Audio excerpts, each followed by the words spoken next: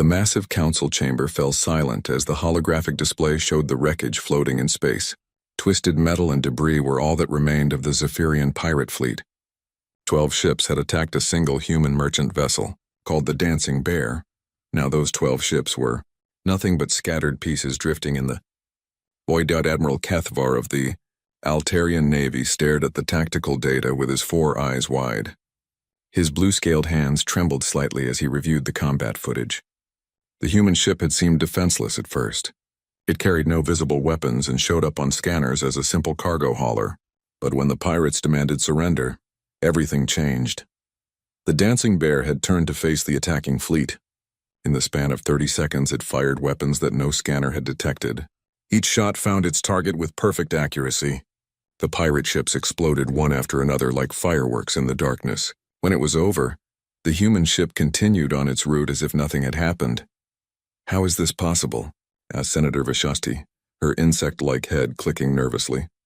The representative from the Veltar hive wore the traditional robes of her people, but her usual calm was gone. "Our intelligence reports showed that ship is unarmed." Ambassador Chen Wei sat quietly at the human delegation table. The elderly man with gray hair and calm eyes had served as Earth's representative to the Galactic Council for 10 years. He had seen this conversation many times before. Other species always reacted the same way when they witnessed human military capability. "The ship was a merchant vessel," Chen said in his soft voice. "Captain Rodriguez was simply defending his cargo and crew. Any human ship has the right to protect itself." General Thokmar of the Bruthan Empire slammed his massive fist on the table. The 7-foot-tall warrior's tusks gleamed as he spoke. Protecting itself? That was not defense. That was complete destruction. No merchant ship should have such power. Chen nodded politely. Captain Rodriguez showed remarkable restraint. He could have destroyed the pirate base on the nearby asteroid as well. Instead, he only eliminated the immediate threat and continued his delivery route. The chamber erupted in nervous chatter. Representatives from dozens of species spoke in worried tones. The humans had only joined galactic civilization 50 years ago, but stories like this happened regularly. Human merchant ships destroyed pirate fleets. Human exploration vessels fought off entire alien war parties. Human colony ships turned away invasion forces. Admiral Kethavar had studied every recorded human military action. The results were always the same. When threatened, humans responded with overwhelming force. They never started fights, but they always finished them. What worried him most was that these incidents involved civilian ships. If merchant vessels could do this much damage, what could actual human warships accomplish? "The Council must address this matter," declared Prime Minister Zolek of the Confederated Worlds. The tall, thin alien's green skin had turned pale with fear. "Humans represent a clear threat to galactic peace. Their military capabilities are beyond anything we have seen." Chen stood slowly and walked to the center of the chamber. His simple black suit made him look ordinary compared to the exotic aliens around him, but every eye in the room followed his movement. When he spoke, his voice carried clearly through the vast space. "My friends, Earth has no desire for conquest or expansion beyond our agreed territories. We seek only trade and peaceful cooperation with our galactic neighbors." Captain Rodriguez was transporting medical supplies to a colony world. The pirates who attacked him were preventing sick people from receiving treatment. "But the weapons," Senator Vashati insisted. "How did a cargo ship hide such powerful weapons from our sensors?" Chen smiled gently. "Human engineering focuses on efficiency and multi-purpose design. The Dancing Bear's mining lasers were simply reconfigured for defensive use. Any human engineer could make such modifications in a few hours." This statement caused even more alarm. If humans could turn mining equipment into ship-killing weapons so easily, what other surprises might they have? Admiral Kethavar pulled up technical reports on human civilian technology. Their cargo haulers were faster than most military ships. Their mining equipment could cut through the strongest armor. Their communication systems had ranges that exceeded military specifications. "Perhaps," suggested Elder Morden of the Ancient Circle, "we should consider restricting human expansion for the safety of all species." The chamber grew very quiet. Chen's expression did not change, but something shifted in the atmosphere. The human ambassador clasped his hands behind his back and looked around the room. When he spoke again, his voice remained calm and friendly. Earth respects the Council's authority in matters of galactic law. However, we must point out that humanity has never been the aggressor in any conflict. We respond to threats, but we do not create them. If other species wish to avoid unpleasant encounters with human vessels, they need only avoid attacking them. General Thokmar growled low in his throat. Are you threatening us, human? Not at all, Chen replied. I am simply stating fact. The Dancing Bear's crew sent 17 warning messages to the pirate fleet before opening fire. They provided multiple opportunities for peaceful resolution. When those opportunities were ignored, they protected themselves. Admiral Kethvar had reviewed those warning messages. The human captain had been polite but firm. He had explained that attacking his ship would result in defensive action. He had even offered to share his medical supplies with the pirates if they were in need. Only when the pirates opened fire did the humans respond. What troubles me, Admiral Kethvar said slowly, is not what we saw, but what we did not see. Where did those weapons come from? How did the ship move so quickly? Why did our most advanced sensors detect nothing unusual until the fighting began? Chen turned to face the Altarian admiral. Human technology develops along different paths than most species. We focus on adaptability and hidden potential. A human tool is designed to become a weapon when necessary. A human ship is built to become a fortress if threatened. The implications sent chills through the chamber. If every human civilian vessel was a potential warship, then the galaxy's military balance was not what anyone had believed. The humans controlled only a small region of space, but their merchant fleet traveled everywhere. Hundreds of these disguised weapons platforms moved through galactic trade routes every day.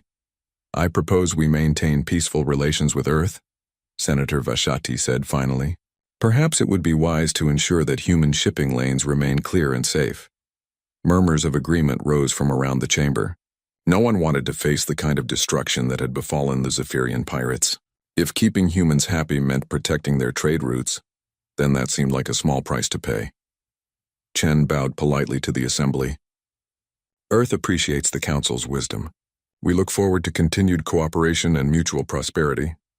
As the session ended, Admiral Kethvar remained in his seat, studying the tactical data one more time. Something bothered him about the whole incident. The human response had been swift and decisive, but it had also been perfectly controlled. Not a single shot had missed its target. No excess force had been used. It was as if the Dancing Bear's crew had known exactly how much power was needed to destroy each pirate ship. That level of precision suggested extensive military training. But according to Earth's records, Captain Rodriguez was a civilian cargo hauler with no military background. If ordinary human merchants could fight with such skill, what were actual human soldiers capable of? Admiral Kethvar decided he did not want to find out. As he left the chamber, he made a mental note to ensure that Altarian ships gave human vessels plenty of space. The galaxy had learned to fear humans, and today had only reinforced that fear. Emperor Skothak of the Scar hegemony stood before the massive tactical display in his war room. The holographic star map showed the eastern spiral arm of the galaxy, where his empire had ruled for over 10,000 years. Red markers indicated Scar territory, which stretched across hundreds of star systems. But a small cluster of blue markers near the edge of the map drew his attention. Human space. These upstart mammals have made the galaxy soft, the Emperor declared.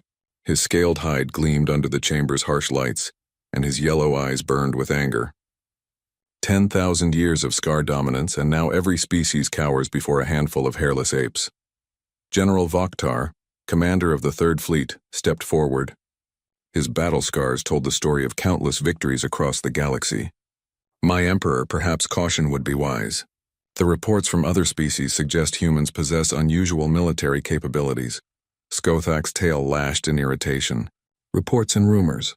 Stories told by weak species to justify their fear. The Scar have conquered civilizations that ruled the galaxy before these humans even discovered fire. We will show the galaxy that human power is nothing more than clever tricks and propaganda. The Emperor walked to his command throne, carved from the bones of his defeated enemies. For millennia, the Scar hegemony had maintained order through strength. When species stepped out of line, Scar fleets reminded them of their place. The galaxy respected Scar power because they had seen what happened to those who challenged it. The human colony at New Geneva will serve as our example, Skothak announced. We will crush their defenses and occupy their world. When the galaxy sees humans kneeling before Scar warriors, this foolish fear will end. Admiral Zekthos, leader of the naval forces, consulted his tactical computer. New Geneva is defended by a small human fleet. Our intelligence suggests 12 ships, all civilian-class vessels converted for defense duties. They pose no threat to a proper Scar battle fleet. The Emperor smiled, showing rows of sharp teeth. Assemble the Third Armada. 3,000 ships should be sufficient to make our point. When we broadcast the conquest across the galaxy, every species will remember why they serve the Scar. Within hours, the largest fleet in Scar history began moving toward human space. 3,000 warships, each one a testament to Scar military might. The smallest vessels in the fleet were larger than most species' flagship battleships. The mighty dreadnoughts could crack planets with their main guns. News of the fleet's movement spread quickly through galactic intelligence networks. On dozens of worlds, governments held emergency sessions. The Altarians increased patrols along their borders. The Veltar hives went into defensive mode. Even the peaceful crystalline collective began evacuating their outer colonies. Ambassador Chen Wei received the news while reviewing trade agreements in his office on the diplomatic station. His assistant, a young woman named Sarah, burst through the door with panic in her eyes. "Sir, we just received word from Altarian intelligence. A massive Scar fleet is heading for New Geneva. 3,000 ships, Mr. Ambassador. This isn't a raid or a border skirmish. This is a full invasion." Chen set down his datapad and walked to the window. Stars glittered peacefully in the void, but he knew that peace was about to be shattered. He had hoped this day would never come, but human contingency plans existed for exactly this situation. "Sarah, please send a priority message to Earth Command. Use authorization code Omega-77. Tell them the situation and request immediate instructions." Sarah's hands shook as she typed the message. Every species in the galaxy knew what happened when major powers went to war. Entire star systems could be devastated. Billions of innocent lives hung in the balance. The reply from Earth came within minutes. Chen read it twice, then locked the message in his secure files. The words were simple but carried implications that would reshape the galaxy. Meanwhile, the Scar fleet dropped out of hyperspace at the edge of the New Geneva system. The human colony orbited a pleasant yellow star, with 3 million colonists living on a world they had terraformed from a barren rock. Farms and cities dotted the surface, connected by transport networks that gleamed in the sunlight. General Vokhtar stood on the bridge of his flagship, the Bone Crusher. His sensors showed the defending human ships moving to intercept. 12 vessels against 3,000. The odds were so ridiculous that he almost felt sorry for the humans. "Open a channel," he ordered. "Let us offer them the chance to surrender." The main screen flickered to life, showing the bridge of the human flagship. A middle-aged woman in a simple uniform faced the camera. Her name was Captain Martinez, and her expression was calm despite the overwhelming odds. "I am General Vokhtar of the Scar Third Armada," he announced. "You are outnumbered by a factor of 250 to 1. Surrender your colony and your ships will be allowed to depart." Captain Martinez studied the tactical display beside her command chair. 3,000 enemy contacts filled her screen like a swarm of angry insects. Her own 12 ships looked tiny in comparison. "General Vokhtar, I am Captain Elena Martinez of the New Geneva Defense Force. This colony is under the protection of Earth. I must ask you to withdraw from this system immediately." Vokhtar laughed, a harsh sound that echoed through his bridge. "Earth is thousands of light years away, human. You have 12 ships against my armada. Be reasonable. General, I have sent word to Earth about your arrival. I strongly advise you to reconsider your position." The Scar general cut the transmission and turned to his tactical officer. "Begin the attack. Destroy their ships quickly, then secure the planet." The Scar fleet moved forward like a metal tide, their weapons charged with deadly energy, ready to vaporize the pathetic human defense force. This would be the shortest battle in Scar history. The human ships spread out in a defensive formation, their small hulls dwarfed by the approaching armada. For a moment, it looked like courage facing impossible odds. Then the first shots were fired. What happened next defied every tactical manual in the Scar military database. The human ships moved with impossible speed and precision. Their weapons struck targets across the entire Scar fleet simultaneously. Instead of 12 ships fighting 3,000, it seemed like 12 ships fighting 12, while the rest of the Scar fleet simply exploded. Within 2 hours, 90% of the Third Armada was debris. The survivors found themselves trapped by human ships that appeared and disappeared at will. General Vakhtar's flagship drifted powerless, its engines destroyed and its weapons offline. Captain Martinez's face appeared on his screen again. This time her expression was grim. "General, Earth Command has been notified of your attack on our colony. A response fleet is already on its way. I suggest you use whatever time you have left to make peace with your gods." Vakhtar stared at the tactical display in horror. His mighty armada, the pride of the HFY Empire, had been crushed by 12 human ships. But the captain's words filled him with even greater dread. If these defenders were so powerful, what would an actual human military fleet be capable of? Across the galaxy, deep space sensors detected massive energy signatures moving from the direction of Earth. Whatever was coming registered power levels that exceeded anything in the databases. Even the ancient monitoring stations of the first civilization began transmitting warning signals they had never broadcast before. In the Galactic Council chambers, Admiral Kethavar watched the sensor readings with growing horror. The energy signatures were moving faster than anything should be able to travel. They were heading directly for Scar space. What have they done? He whispered to himself. The galaxy was about to discover what humans were truly capable of when their civilians were threatened.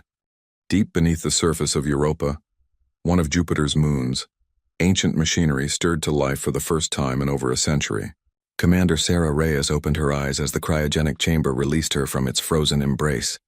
Steam hissed from the pod as she sat up, her enhanced muscles adjusting to movement after decades of sleep.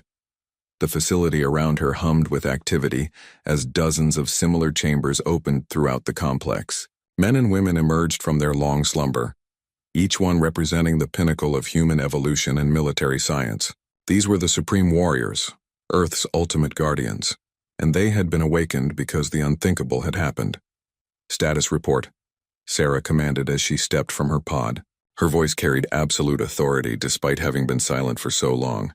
At 6 feet tall, with silver hair and eyes that seemed to glow with inner light, she was both beautiful and terrifying.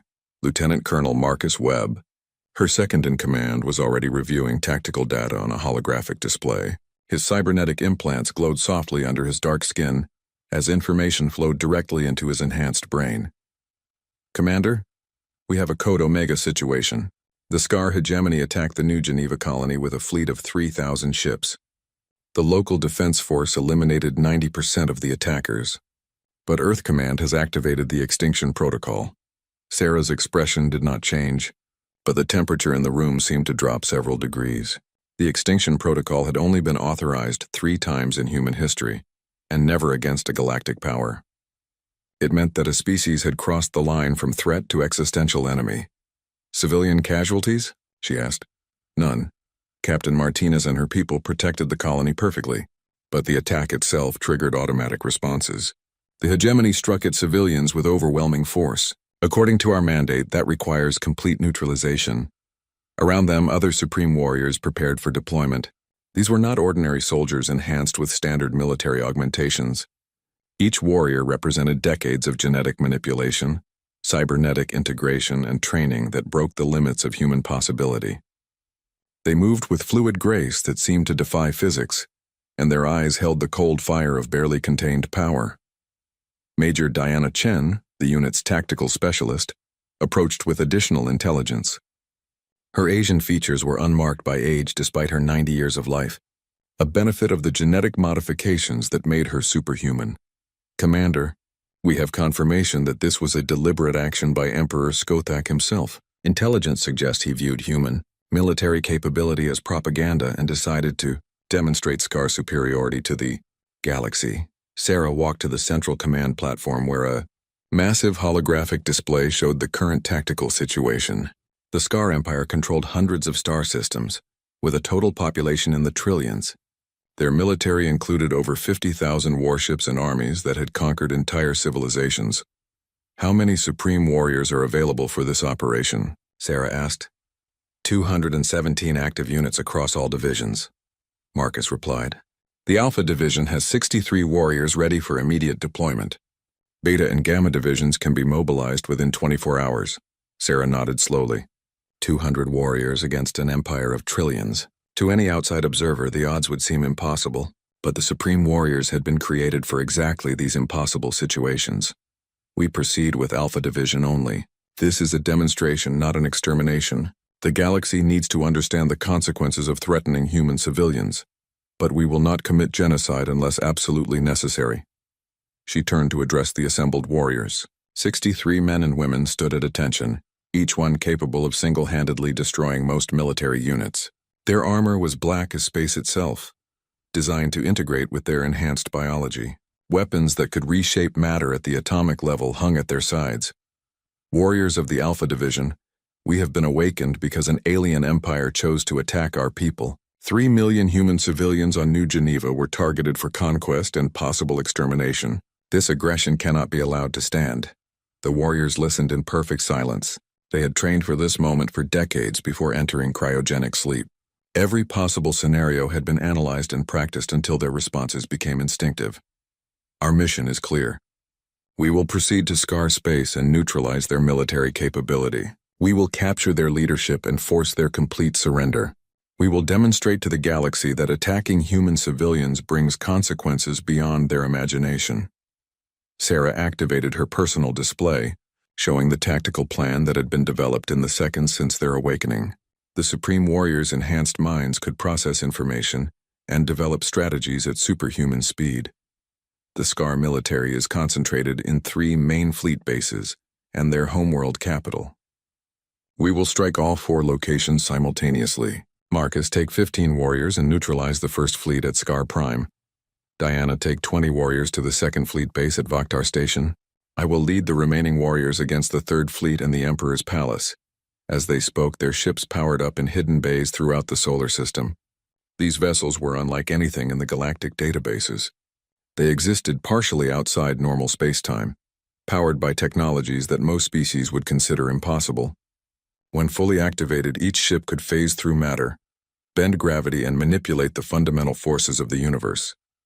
Remember, Sarah continued, we are not conquerors, we are protectors. Every action we take must serve the purpose of defending human life and ensuring this never happens again. The galaxy will judge us by what we do in the coming hours. The warriors dispersed to their ships with mechanical precision. Within minutes, the first vessels began emerging from their hiding places. To outside observers, they seemed to simply appear in space, phasing into existence like ghosts becoming solid. Across the galaxy, deep space monitoring stations detected the energy signatures and immediately sent emergency alerts to every government. The readings were beyond anything in their experience. Whatever the humans had hidden was now revealing itself, and the power levels suggested technology that bordered on the supernatural. On the diplomatic station, Ambassador Chen Wei received a priority message from Earth Command. The text was brief, but carried implications that would reshape galactic civilization. Mr. Ambassador, please inform the Galactic Council that Earth's Supreme Warriors have been activated. We recommend that all species maintain safe distances from Scar space for the next 48 hours. Earth regrets any inconvenience this may cause to galactic commerce. Chen read the message twice, then sealed it in his secure files. He had hoped never to see those words. The Supreme Warriors were humanity's final argument, the ultimate guarantee that their species would never face extinction. Now the galaxy would witness what humans were truly capable of when their civilians were threatened. Admiral Kethvar was in his private quarters when the emergency alert reached him.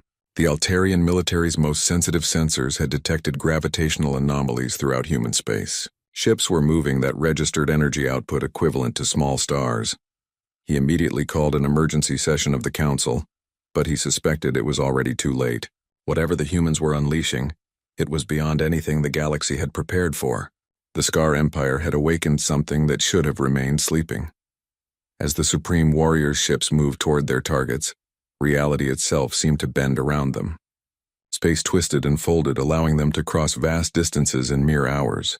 Their destination was the heart of the Scar Empire, where an emperor who had ruled for centuries was about to learn that some enemies should never be challenged.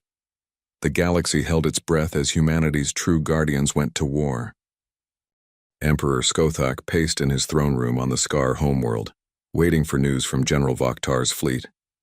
The attack on New Geneva should have been completed hours ago, but communication with the Armada had been lost shortly after the battle began. His advisors assured him this was normal during combat operations, but something felt wrong. The massive doors to the throne room burst open, and Admiral Zekthos rushed inside. The naval commander's scales had turned pale with terror, and his hands shook as he activated a holographic display. "My Emperor, we have received a transmission from the Third Armada. General Vaktar is dead, and 90% of our fleet has been destroyed." Skothak stopped pacing and stared at the display. The grainy recording showed the aftermath of the battle at New Geneva. Twisted wreckage floated where proud Scar warships had once sailed. The few surviving vessels drifted powerless and broken. "This is impossible," the Emperor snarled. 3,000 ships against 12 human defenders. How could our forces fail so completely? Admiral Zekthos activated another display showing sensor readings from the battle. The human ships moved faster than our computers could track. Their weapons penetrated our shields as if they did not exist. Our survivors report that the humans seemed to phase in and out of reality itself. Before Skothak could respond, every alarm in the palace began sounding. The deep, resonating tones indicated imminent attack on the capital world itself. Guard Captain Morthak rushed into the throne room with panic in his yellow eyes. "My Emperor, massive energy signatures have appeared throughout our space. Unknown vessels are approaching the 1st Fleet Base, the 2nd Fleet Headquarters, and our orbital defense platforms." Skothak moved to the command center adjacent to his throne room. The tactical displays showed contacts moving toward Scar military installations across 3 star systems. The energy readings from these ships exceeded anything in the Imperial database. "How many vessels?" the Emperor demanded. "We cannot determine exact numbers, my Emperor. The ships appear to exist partially outside normal space. Our sensors detect them as gravitational distortions rather than solid objects." On the main display, one of the mysterious ships materialized near the 1st Fleet Base at Scar Prime. The human vessel was sleek and black, its hull seeming to absorb light rather than reflect it. As they watched, the ship simply passed through the base's defensive shields as if they were not there. The 1st Fleet's commanding admiral tried to coordinate a response, but his ships moved like they were frozen in time compared to the human vessel. Weapons fire that should have destroyed the intruder passed harmlessly through empty space. The human ship was never where the targeting computers predicted it would be. Within minutes, every weapon system on the base went offline. The human ship had somehow disabled the entire installation without firing a shot. Then it began transmitting on all frequencies. "This is Commander Marcus Webb of the Earth's Supreme Warriors. Your military installation has been neutralized. All personnel will evacuate immediately or face termination." Emperor Skothak watched in horror as his mighty 1st Fleet, the pride of the Scar military, powered down their weapons and began abandoning their ships. A single human vessel had neutralized an entire battle fleet without destroying a single ship. "How is this possible?" Admiral Zekthos whispered. The answer came as reports flooded in from across Scar space. At Vaktar Station, home of the 2nd Fleet, 20 human ships had materialized simultaneously. They moved through the defensive formations like ghosts, disabling weapons and engines with surgical precision. The station's crew found their life support systems shut down, forcing them to surrender or suffocate. But the most shocking report came from the Imperial Palace's own sensors. A single human ship had appeared in orbit directly above them. It hung motionless in space, making no aggressive moves, but its mere presence sent waves of terror through the palace guard. "My Emperor," Guard Captain Morthak reported, "the ship is scanning our facilities. Every defensive system we activate is immediately disabled. Our weapons cannot achieve target lock." Skothak stared at the tactical display showing the human vessel above his palace. For 10,000 years, no enemy had dared approach the Scar homeworld. The orbital defense platforms that protected the planet could destroy entire fleets. Yet this single ship hung in space as if those defenses did not exist. A new transmission began broadcasting across the palace communication system. The voice was calm and controlled, but carried absolute authority. "Emperor Skothak of the Scar Hegemony, this is Commander Sarah Reyes of the Earth's Supreme Warriors. You ordered an unprovoked attack on human civilians. Your military forces have been neutralized. You will surrender unconditionally, or face escalation to methods that will make our current demonstration seem gentle." The Emperor's scaled hands gripped his throne as he processed the implications. His entire military had been defeated in less than 6 hours.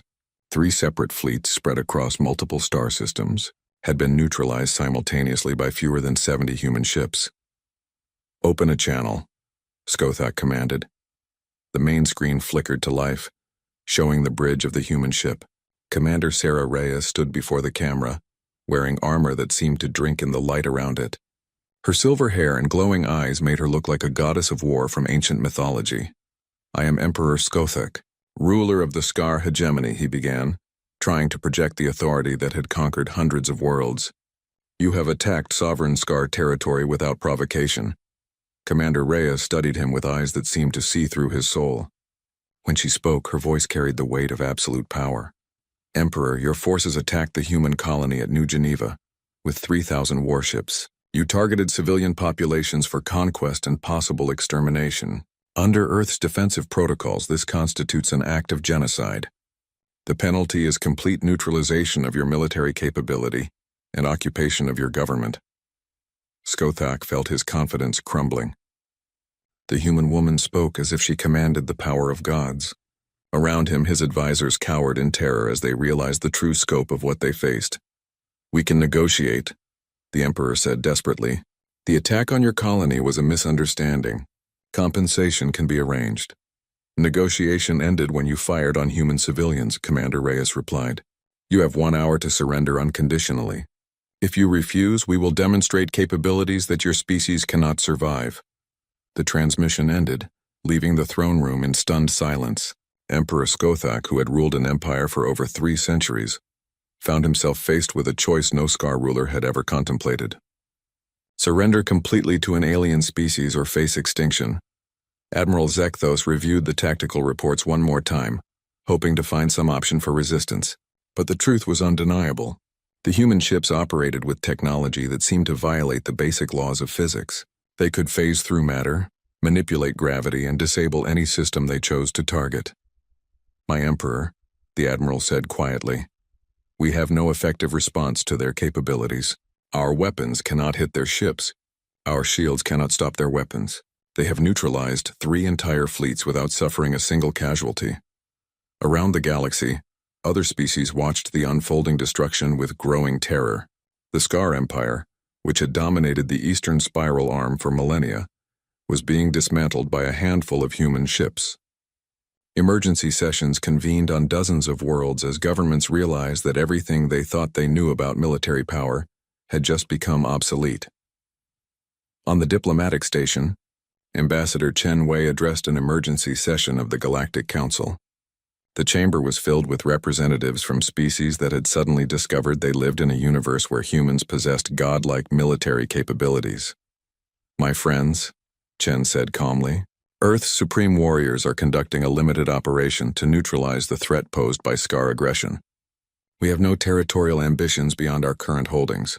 Once the Scar military has been neutralized and their leadership secured, normal galactic commerce can resume." Admiral Kethvar stared at the tactical displays showing human ships throughout Scar space. "Mr. Ambassador, how many of these supreme warriors exist?" Chen paused before answering, choosing his words carefully.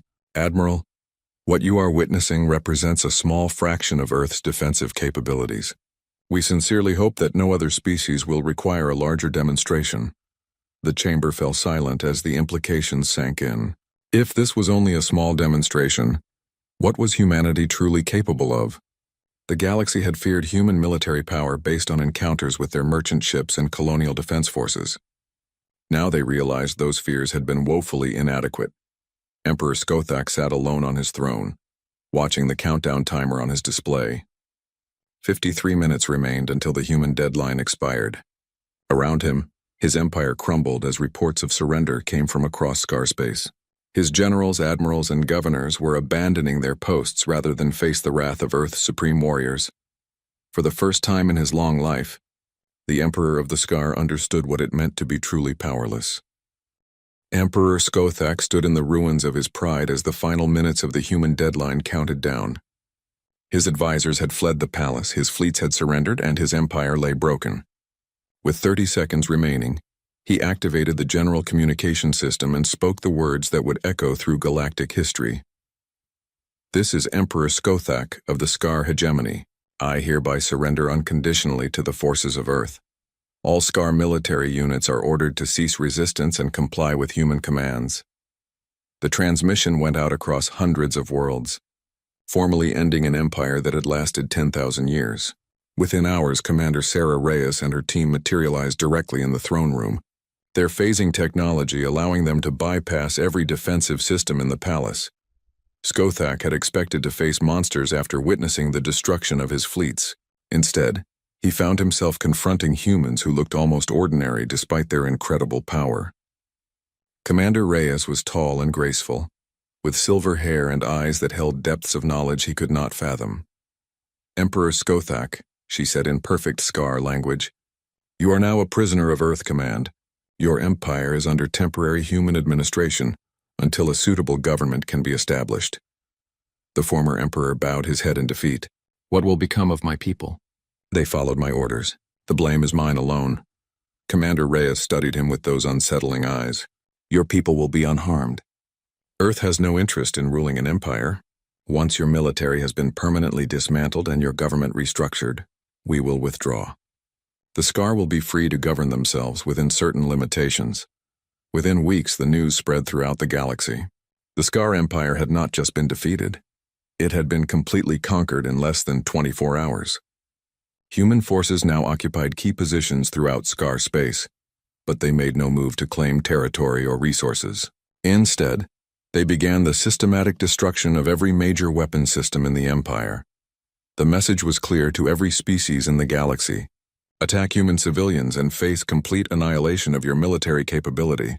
But more importantly, the humans had shown restraint even in total victory.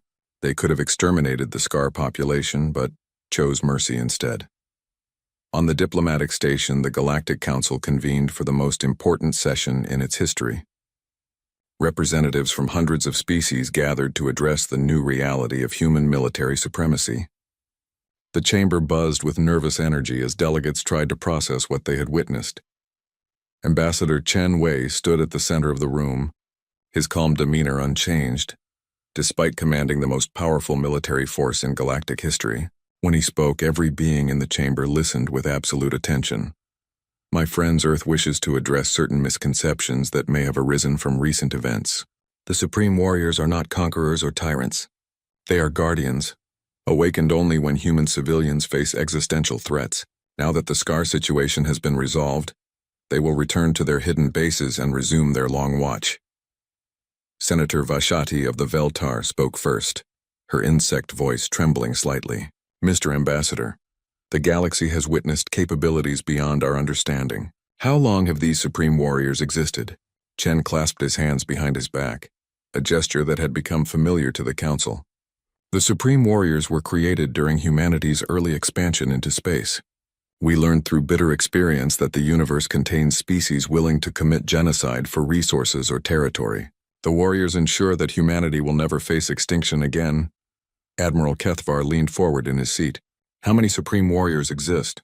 "What we witnessed destroyed the largest empire in the galaxy using less than 70 ships."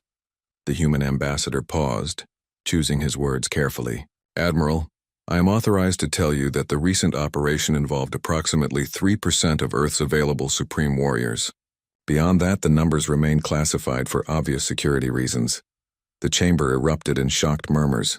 3%?